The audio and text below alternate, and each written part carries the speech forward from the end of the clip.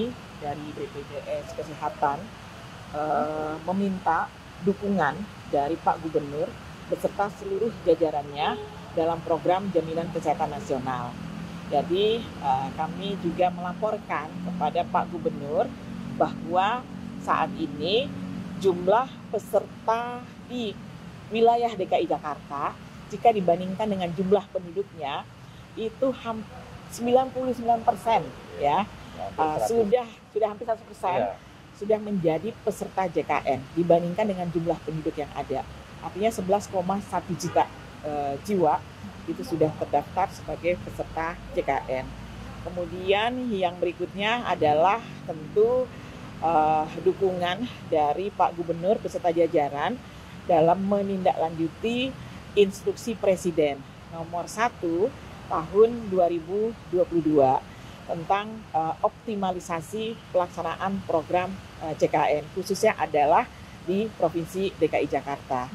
Kemudian juga kami menyampaikan selain tadi penambahan ataupun juga hampir sudah 99% lebih ya yang menjadi peserta JKN di Provinsi DKI Jakarta, maka BPJS Kesehatan pun juga mempunyai komitmen agar peserta tersebut tidak terhambat dalam mengakses layanan kesehatan, maka kami memperluas kerjasama dengan fasilitas kesehatan, baik di tingkat pertama, dalam hal ini adalah puskesmas, kemudian juga dengan rumah sakit. Dan juga menyampaikan kepada Pak Gubernur bahwa untuk fasilitas kesehatan tingkat pertama yang bekerja sama dengan BPJS Kesehatan, 50%-nya, hampir 50%-nya itu adalah puskesmas di DKI Jakarta.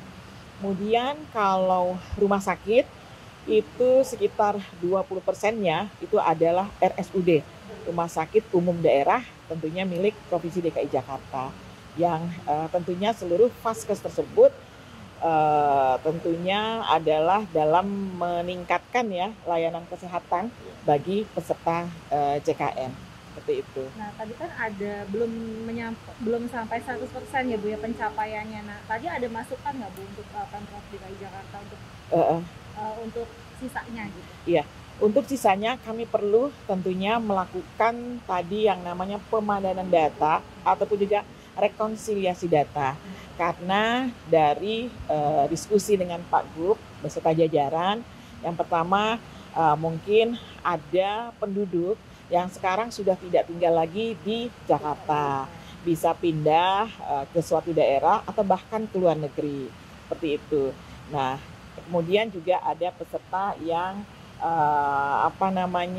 seperti meninggal dan sebagainya. Memang itu secara berkala kami melakukan rekonsiliasi dengan satker terkait, dengan dinas-dinas terkait, melibatkan Disdukcapil, kemudian Dinas Kesehatan dan Dinas Sosial.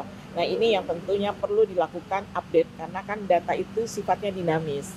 Itu. Nah, ada arahan nggak Pak Bu dari Pak PJ tadi? Ya, Pak PJ mendukung upaya untuk terus melaksanakan validasi data. Apabila ada misalnya data-data yang ganda, nah itu segera tentunya kita nonaktifkan. Kemudian juga kami menyampaikan adanya kemudahan dalam mendapatkan layanan kesehatan.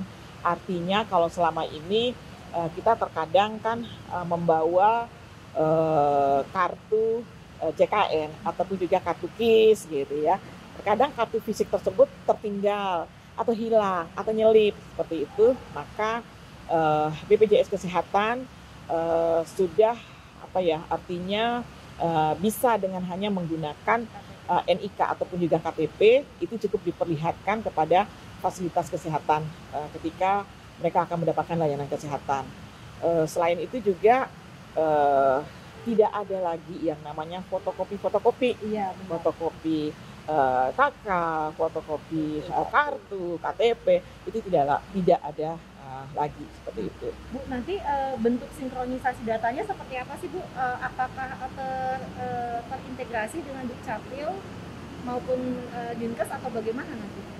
Ya, kalau saat ini memang masih dalam proses rekonsiliasi ya.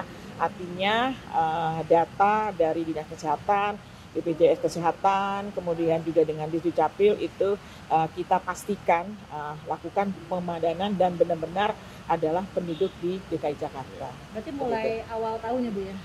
Sebenarnya ini sudah rutin ya kita lakukan setiap awalnya 6 bulan, 3 bulan, sekarang setiap bulan ya kita lakukan. Terus berarti dengan Dukcapil Kelurahan gitu ya Bu ya?